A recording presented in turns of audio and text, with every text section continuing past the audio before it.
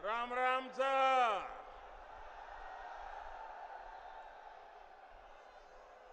मैं सबसे पहले तो इतनी बड़ी तादाद में मेरी जहां भी नजर पड़ती है मुझे माताएं बहनें दिख रही हैं।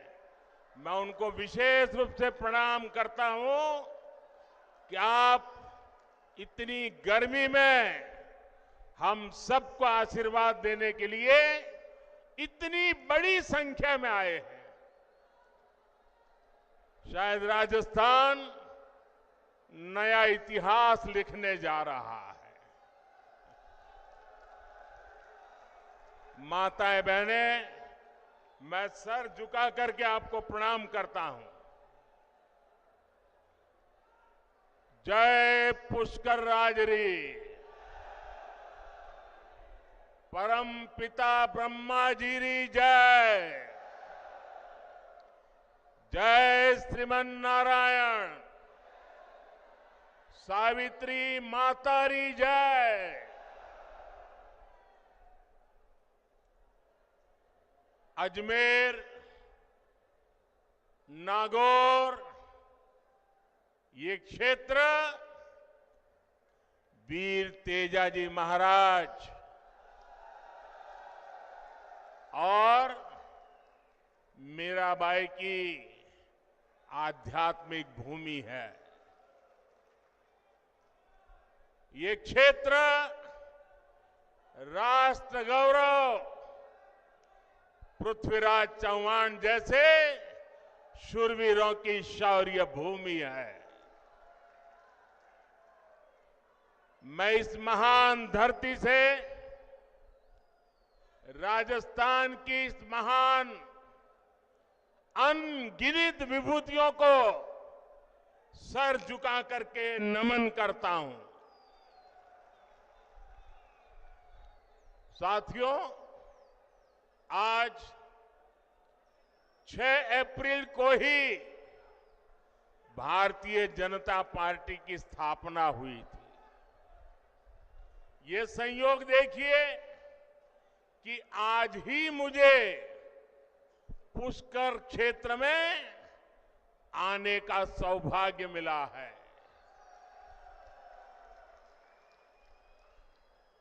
ब्रह्मा जी तो नियंता है, निर्माता है,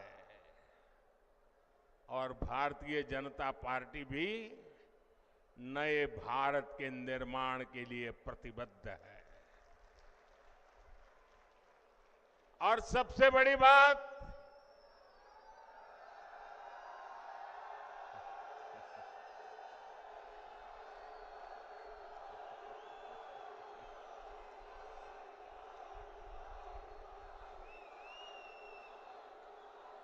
हमारा ये क्षेत्र कमल से इस क्षेत्र का संबंध है और भाजपा की पहचान भी देश के कोने कोने में कमल खिलाने जा रही है। और इसलिए पूरा देश कह रहा है, हर माता बहनें कह रही है, हर नौजवान कह रहा है, फिर एक बार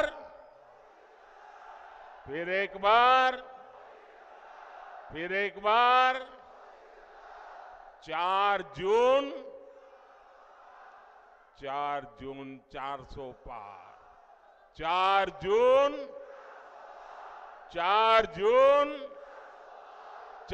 जून। साथियों, देश के इतिहास में कभी कभी ऐसे मौके आते हैं जब उस देश के नागरिकों का एक फैसला अगले सैकड़ों वर्षों का भविष्य तय करता है। 2024 का ये चुनाव ऐसा ही बड़ा अवसर है। ये कोई सामान्य चुनाव नहीं है। आप याद करिए, कितने दशकों से हमारे देश में जोड़ तोड़ वाली सरकारें चली रही थी। गठबंधन की मजबूरियां, हर किसी के अपने स्वार्थ, इस सब में देश का हित पीछे छूट गए थे। कांग्रेस के समय में गांव, गरीब, किसान, मजदूर, महिलाएं, युवाओं, इनका जीना मुश्किल हो गया था। हर दिन अखबारों में या तो घोटालों की खबरें छपती थी या आतंकी हमलों की खबरें आती थी। लेकिन 2014 से देश में एक बड़े बदलाव की शुरुआत हुई। दशकों बाद देश को आप सब जागरूक मतदाताओं ने पूर्ण बहुमत वाली सरकार देश को दी। आज भारत समंदर पर बड़े बड़े पुल बना रहा है। आज भारत पहाड़ों में भी सुरंगें बनाकर सीमा की सुरक्षा बढ़ा रहा है। अब जब अजमेर से वंदे भारत ट्रेन रफ्तार भरती है तो विदेशी भी हैरान हो जाते हैं। अब राजस्थान में एक से बढ़कर एक एक्सप्रेस वे बन रहे हैं, डेडिकेटेड फ्रेट कॉरिडोर बन रहे हैं। भाजपा के शासन में राजस्थान विकास की नई ऊंचाई की ओर बढ़ रहा है। साथियों, कांग्रेस जहां रहती है वहां विकास हो ही नहीं सकता। कांग्रेस ने ना कभी गरीब की परवाह की और ना ही कभी वंचितों, शोषितों, युवाओं के बारे में सोचा। कांग्रेस के लिए यही कहा जा सकता है, एक तो करेला, दूसरे नीम चढ़ा।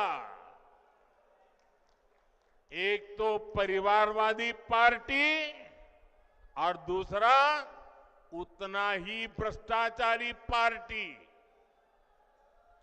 आप याद करिए, कांग्रेस सरकार में राजस्थान को लेकर कैसी खबरें आती थी। युवाओं के भविष्य से खिलवाड़ वाली पेपर लीक की खबरें आए दिन वही पढ़ने को मिलता था। अपराधियों और माफियाओं के बेलगाम अपराध की खबरें, बेटियों के साथ अत्याचार की खबरें, पानी की विकराल होती समस्या की खबरें, कांग्रेस सरकार में लूट की हिस्सेदारी को लेकर सिर फुटव्वल की खबरें आया करती थी। देश में राजस्थान की चर्चा केवल नकारात्मक कारणों से होने लगी थी।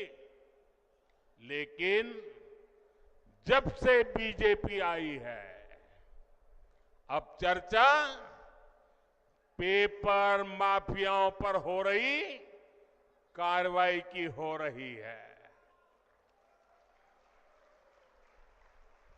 अब खबरें अपराधियों पर कस रहे कानून के शिकंजे की आती हैं। यहां भाजपा सरकार के आने के 100 दिन के भीतर ही वर्षों से लटकी ईआरसीपी पर सहमति बन गई है। ईआरसीपी से राजस्थान के एक बड़े इलाके में पानी का संकट खत्म होने जा रहा है। जिस तेज रफ्तार से देश का विकास होना चाहिए, वो तेज रफ्तार सिर्फ और सिर्फ भाजपा ही दे सकती है। साथियों, कल कांग्रेस पार्टी ने एक झूठ का पुलिंदा जारी किया है, अपना घोषणा पत्र जारी किया है। झूठ का ये पुलिंदा कांग्रेस की एक बहुत बड़ी सच्चाई, कांग्रेस को बेनकाब करने वाला एक घोषणा पत्र है। आप देखिए, हर पन्ने पर भारत के टुकड़े करने की बू आ रही है। कांग्रेस के घोषणा पत्र में वही सोच झलकती है जो सोच आजादी के समय मुस्लिम लीग में थी।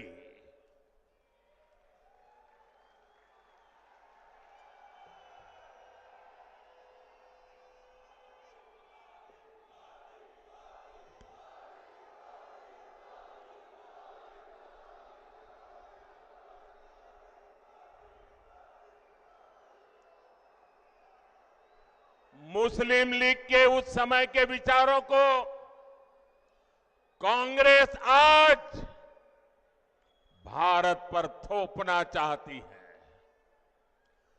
मुस्लिम लीग की छाप वाले इस घोषणा पत्र में जो बचा खुचा हिस्सा था, उसमें वामपंथी लेफ्टिस्ट हावी हो गए हैं। और अब देखिए, आज की कांग्रेस के पास न सिद्धांत बचे हैं और न ही नीतियां बची है। ऐसा लग रहा है कांग्रेस सब कुछ ठेके पर दे चुकी है, पूरी कांग्रेस पार्टी को आउटसोर्स कर चुकी है। आप मुझे बताइए, क्या ऐसी कांग्रेस देश हित में कोई काम कर सकती है? देश हित में कोई काम कर सकती है? भाइयों बहनों, घोषणा पत्र देखोगे तो ये भारत को पिछली शताब्दी में धकेलने का एजेंडा लेकर के आए हैं। क्या हमें आगे जाना है कि नहीं जाना है? आगे जाना है कि नहीं जाना है? आगे बढ़ना है कि नहीं बढ़ना है? क्या भारत को पिछली शताब्दी में धकेलने देंगे? साथियों, गरीब और वंचित वर्ग की तरह ही कांग्रेस ने कभी नारी शक्ति की परवाह नहीं की। मेरी माताएं बहनें, आपकी ये जो जागरूकता है ना, ये कांग्रेस को उसके पिछले अनेक दशकों के पाप का जवाब मांगने के लिए तैयार हो गई है शक्ति। आजादी के बाद पीढ़ी दर पीढ़ी देश की करोड़ों बेटियों का जीवन कष्ट में बीता, तो उसके लिए जिम्मेवार कौन है? उसके लिए जिम्मेवार कौन है? इसके लिए जिम्मेवार कौन है? ऐसी कांग्रेस को सजा मिलनी चाहिए कि नहीं मिलनी चाहिए? ऐसी कांग्रेस को सजा मिलनी चाहिए कि नहीं मिलनी चाहिए? 19 अप्रैल और 26 अप्रैल कमल पे बटन दबाकर ये कांग्रेस को कड़ी सजा देने का समय आ गया है।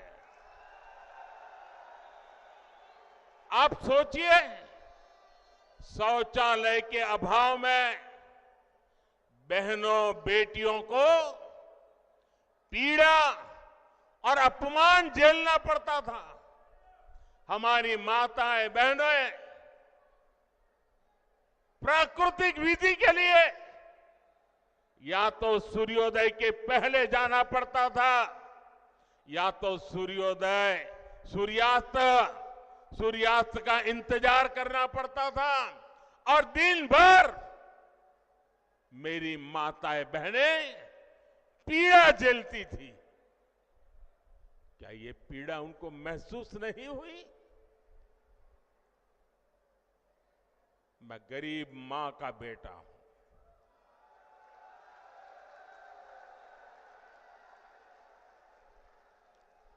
इसलिए हर मां का दुख दर्द भली भांति समझता हूं।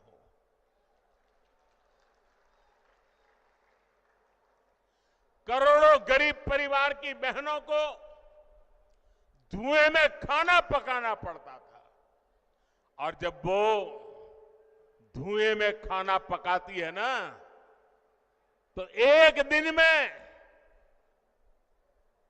जानकार लोग कहते हैं एक दिन में 400 सिगारेट जितना धुआं ये मेरी माताओं बहनों के फेफड़े में जाता था। क्या इन माताओं बहनों को इस पीड़ा से मुक्ति मिलनी चाहिए कि नहीं मिलनी चाहिए? पानी लाने के लिए दूर दूर तक चलकर जाना होता था। मैं गुजरात का हूं। राजस्थान और गुजरात में पानी का संकट हम सब ने भली भांति देखा है और इसके सारा बोझ हमारी माताओं बहनों पर पड़ता था। सर पे बहुत बड़ा वजन उठा करके पानी लेने जाना पड़ता था। भाइयों बहनों, गर्भ के समय हमारी माताओं बहनों को जो पोषक आहार चाहिए ताकि गर्भ में जो बच्चा है वो तंदुरुस्ती के साथ उसका जन्म हो, उसकी भी परवाह नहीं की। आज आपका ये बेटा आपके गर्भ में जो बच्चा है ना, उसकी भी चिंता करता है।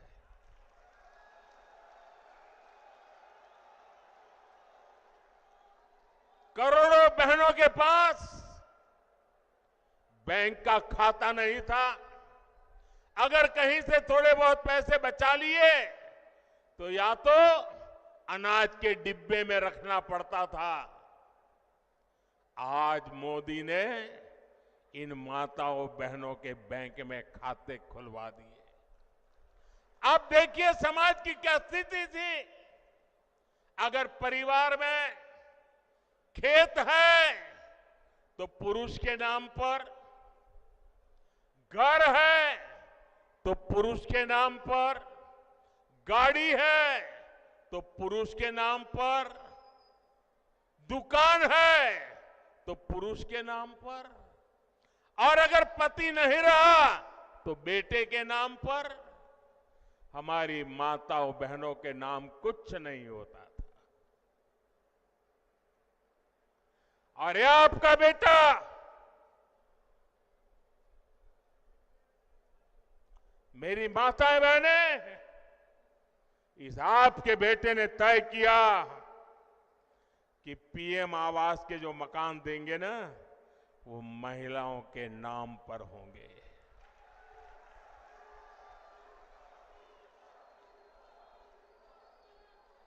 हमारी माताओं बहनों को रोजगार के अवसर नहीं थे। बहुत सारे क्षेत्रों में महिलाओं के लिए दरवाजे बंद थे। साथियों, आपने 2014 में आपके इस बेटे को आशीर्वाद दिया। आपने मुझे आशीर्वाद दिया। गरीब के इस बेटे ने देश की मातृशक्ति का जीवन आसान बनाने के लिए पूरी शक्ति लगा दी। बीजेपी सरकार ने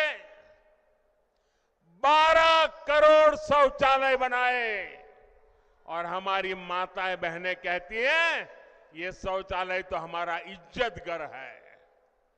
उज्ज्वला योजना ने 10 करोड़ गरीब परिवार की बहनों को धुएं से मुक्ति दी। गरीबों के जो 4 करोड़ घर बने उसमें से ज्यादातर घर महिलाओं के नाम किए। 11 करोड़ परिवार की बहनों के घर पहली बार नल से जल पहुंचा है।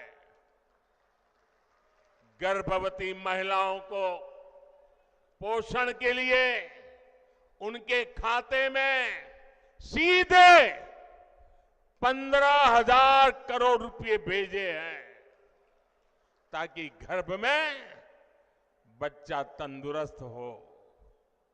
हमने 25 करोड़ से ज्यादा बहनों के जनधन बैंक खाते खोले। मुद्रा योजना ने बिना गारंटी का ऋण पाने वाली जो कुल लोग हैं उसमें से 70% ये मेरी माताएं बहनें उसकी लाभार्थी है।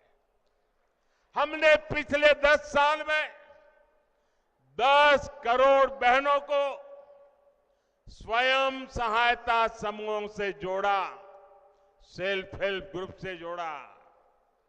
हमने 1 करोड़ बहनों को लखपति दीदी बनाया है। और मेरी माताएं बहनें, आप मुझे भरपूर आशीर्वाद दीजिए। मेरा सपना है 3 करोड़ माताओं बहनों को मैं लखपति दीदी बनाना चाहता हूं। भाइयों बहनों, ये हमारा राजस्थान वीर माताओं की भूमि है। यहां गोद में जो बच्चे पलते हैं ना, तो वीर माताओं के संस्कार से वीर बच्चे पैदा होते हैं। सेना में जाइए, मेरे राजस्थान की चमक दमक, और सिर्फ वो चमक दमक वो लंबी लंबी मूंछ वाले नौजवानों के कारण ऐसा नहीं, ये वीर माताओं के कारण है। ये वीर माताओं के कारण है। लेकिन बेटा तो सेना में जा सकता था, ये मेरी वीर बेटियां नहीं जा सकती थी। मोदी ने वो दरवाजे भी खोल दिए हैं। मेरी बेटियां सेना में जा रही है। मैंने सैनिक स्कूल के दरवाजे खोल दिए हैं। गर्भावस्था के दौरान जब उस बच्चे को मां की सबसे ज्यादा जरूरत होती है, लेकिन वो रोजी रोटी कमाने के लिए कुछ ही दिन में नौकरी पर चली जाती है, छोटे से नन्हे बच्चे को छोड़ के जाना पड़ता था। ये दर्द भी आपका ये बेटा भली भांति समझता है।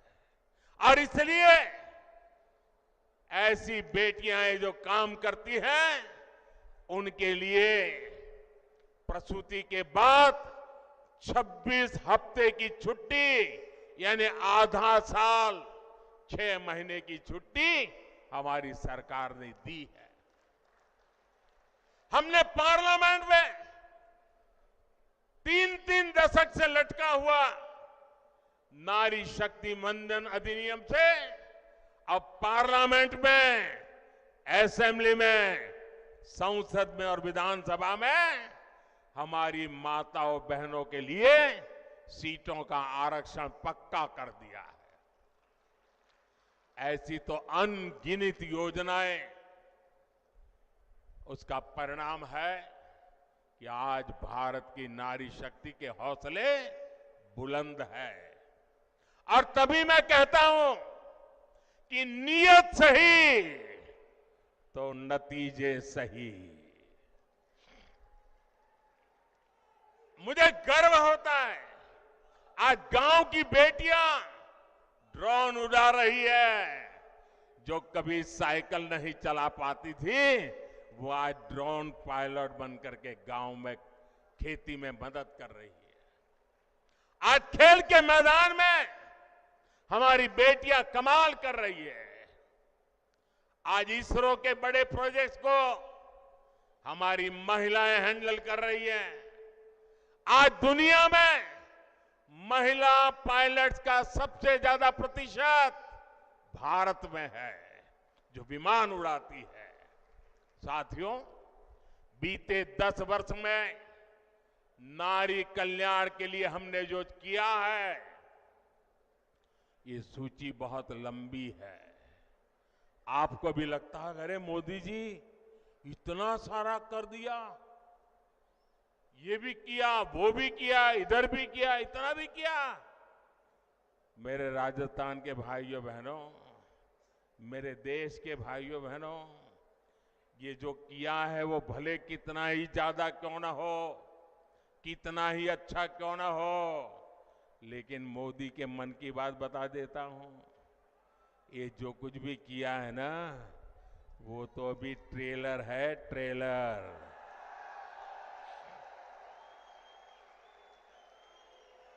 अभी तो हमें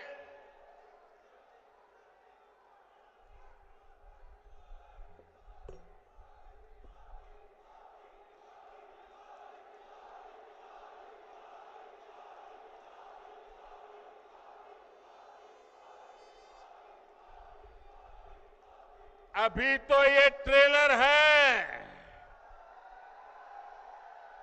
हमें देश को बहुत आगे लेके जाना है।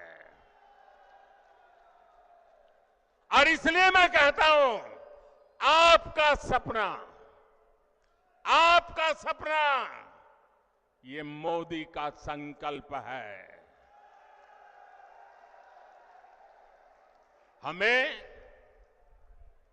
2047 तक भारत को विकसित बनाना है। हमें भारत को दुनिया की तीसरी बड़ी आर्थिक ताकत बनाना है। हमें हर प्रकार से भारत को आत्मनिर्भर बनाना है। ये तभी संभव होगा जब देश की आधी आबादी की भागीदारी का विस्तार होगा। माताओं, बहनों, बेटियों का सुख, सुविधा, सम्मान, सुरक्षा और समृद्धि, ये मोदी की गारंटी है। और इसलिए देश की नारी शक्ति भी कह रही है, मोदी को जिताएंगे। हर नारी कह रही है, हर नारी की गारंटी है। साथियों, मोदी आप सबके बीच से आप ही की तरह एक सामान्य परिवार से उठ करके आया है। आज भाजपा का स्थापना दिन मनाया जा रहा है। मुझे कमल के फूल भेंट में दिए गए हैं, लेकिन एक जमाना था, मैं भी आप ही की तरह बूथ पे काम करता था, लोगों के घर पे झंडा लगाने जाता था, दीवारों को चित्र पेंट करता था, कभी पोस्टर लगाने जाता था, कभी जिंदाबाद जिंदाबाद के जहां जुलूस निकालता था। आप ही के बीच से निकल करके आज मैं आपके यहां पहुंचा।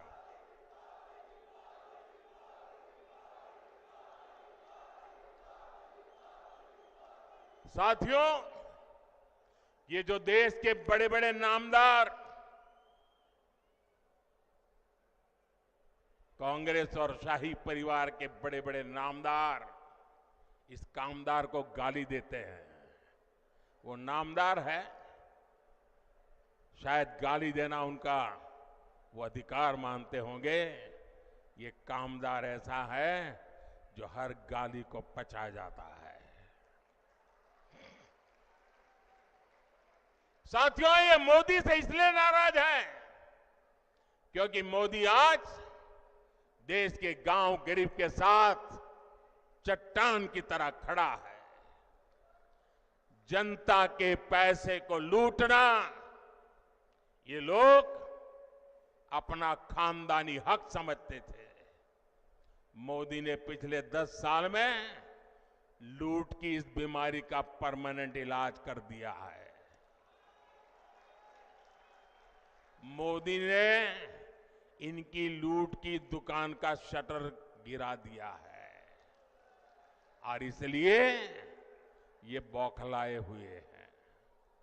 साथियों, इन परिवारवादी भ्रष्टाचारियों के कैसे कैसे खेल होते हैं, मैं आपको एक उदाहरण देता हूं।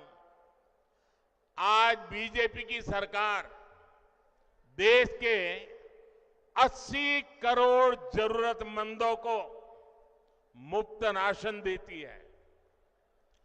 अलग अलग योजनाओं का पैसा सीधा आपके खाते में आता है। 10 वर्ष में हमने 30 लाख करोड़ रुपया, आंकड़ा याद रखिए, 10 साल में 30 लाख करोड़ रुपए से भी ज्यादा गरीबों के खाते में सीधे भेजे हैं। जब कांग्रेस की सरकार थी तब जो भी पैसा सरकार द्वारा भेजा जाता था तो बीच में ही लूट जाता था। अब आप सोचिए, कांग्रेस के प्रधानमंत्री ने कहा था कि दिल्ली से 1 रुपया भेजते हैं तो 15 पैसा पहुंचता है। कहा था कि नहीं कहा था? कांग्रेस के एक प्रधानमंत्री ने कहा था ना कि दिल्ली से 1 रुपया भेजते हैं तो 15 पैसा पहुंचता है। अगर 30 लाख करोड़ रुपया उनके पास होते तो क्या होता, मुझे बताइए। अब 1 रुपया भेजते हैं, 15 पैसा पहुंचता है, तो वो कौन सा पंजा है जो बीच में से रुपये मार लेता है? भाइयों बहनों, हमने जांच कराई तो पता चला कि कांग्रेस ने 10 करोड़ से ज्यादा ऐसे फर्जी लाभार्थी बनवा कर रखे थे जिनका कभी जन्म ही नहीं हुआ था, पैदा ही नहीं हुए, लेकिन योजनाएं उनके नाम पर चढ़ जाती थी। यानी 10 करोड़ फर्जी नामों पर आपके हक का हजारों करोड़ रुपया सीधे कांग्रेस के बिचौलिए के पास जा रहा था। मोदी ने ये खेल बंद कर दिया। मैंने जांच एजेंसियों को खुली छूट दी है। आपने देखा होगा, कांग्रेस के एक सांसद के यहां से 300 करोड़ से ज्यादा नगद, आप कल्पना कर सकते हैं जी, 300 करोड़ रुपए नगद अलमारी में ढेर के ढेर पड़े थे और पकड़े गए। टीवी पर आपने देखा होगा। आप हैरान हो जाएंगे, ये बैंक के पास नोट गिनने के जो मशीन होते हैं ना, मुझे कितनी बैंकों से लाया, लेकिन मशीन थक गए गिनते गिनते, मशीन बंद हो जाते थे, पैसे निकलते ही जा रहे थे। कांग्रेस का घमंडिया गठबंधन मोदी से परेशान है, इसलिए चिढ़ता है, गुस्सा करता है, गाली देता है। लेकिन कांग्रेस के लोग समझ ले, आप जितना कीचड़ उछालोगे ना, जितना कीचड़ उछालोगे, कमल उतना ही ज्यादा खिलने वाला है।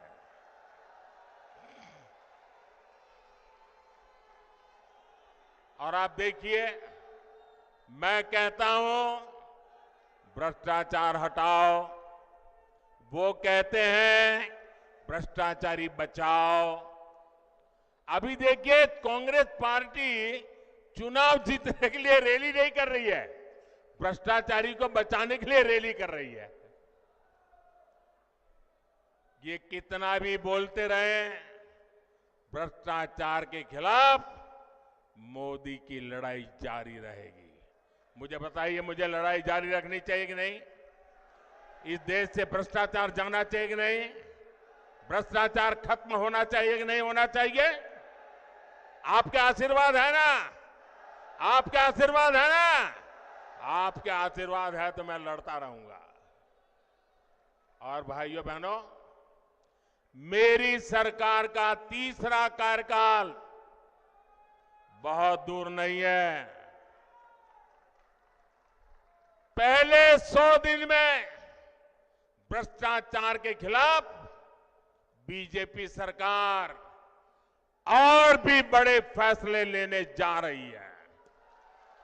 मैं तैयारी करके बैठा हूं, सारी तैयारी शुरू कर दी है। और इसलिए मैं कहता हूं, 10 साल में जो कार्रवाई देखी वो तो ट्रेलर है, अभी तो बहुत कुछ होना बाकी है। साथियों, राजस्थान में आने वाली 19 अप्रैल और 26 अप्रैल को मतदान होगा। अब आप देखिए, राम मंदिर बना, आप लोग खुश है कि नहीं है? राम मंदिर बना, आप लोग खुश है कि नहीं है?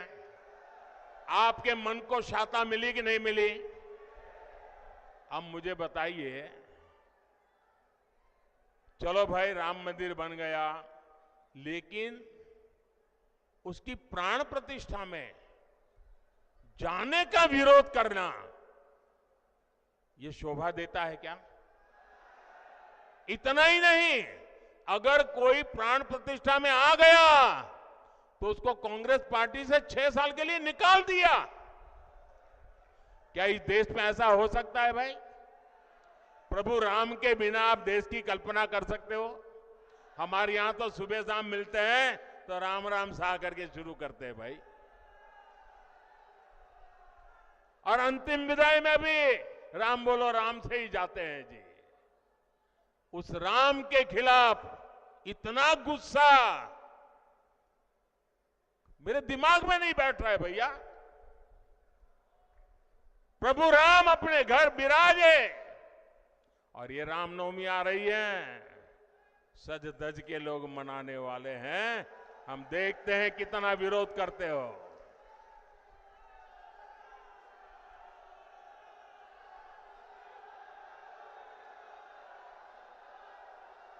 साथियों, 19 अप्रैल और 26 अप्रैल 2 दिन मतदान के हैं राजस्थान में। इस बार भारतीय जनता पार्टी ने अजमेर से हमारे साथी भागीरथ चौधरी जी को एक बार फिर उम्मीदवार बनाया है, और नागौर में मेरी छोटी बहन ज्योति मिर्धा जी ने जिम्मेवारी संभाली है। इन दोनों प्रत्याशियों को आपका एक एक वोट मोदी को मजबूत करेगा। और मुझे विश्वास है, राजस्थान से इस बार भी 25 की 25 सीटें देना ये राजस्थान ने तय कर लिया है। लेकिन इसके लिए हमें पोलिंग बूथ जीतना है। हमारी पूरी शक्ति पोलिंग बूथ जीतने में लगनी चाहिए। गर्मी कितनी ही तेज क्यों न हो, सुबह सुबह मतदान हो जाना चाहिए। तो मेरी ये बात घर घर पहुंचाओगे? मतदाताओं का आज जितना मैंने भाषण किया वो बताओगे? हर माताओं बहनों को बताओगे? पक्का बताओगे? अच्छा, एक मेरा काम करोगे? मेरा काम है, ज्योति जी का भी नहीं है, भागीरथ जी का भी नहीं है, ये मोदी का काम है। करोगे? जरा हाथ ऊपर करो। करोगे? करोगे? पक्का करोगे? आप घर घर जाना, और सबको कहना कि अपने मोदी जी पुष्कर आए थे और मोदी जी ने आपको प्रणाम भेजा है। मेरा प्रणाम पहुंचा दोगे? हर परिवार में मेरा प्रणाम पहुंचा दोगे? मेरे साथ बोलिए, भारत माता की, भारत माता की, भारत माता की। बहुत बहुत धन्यवाद।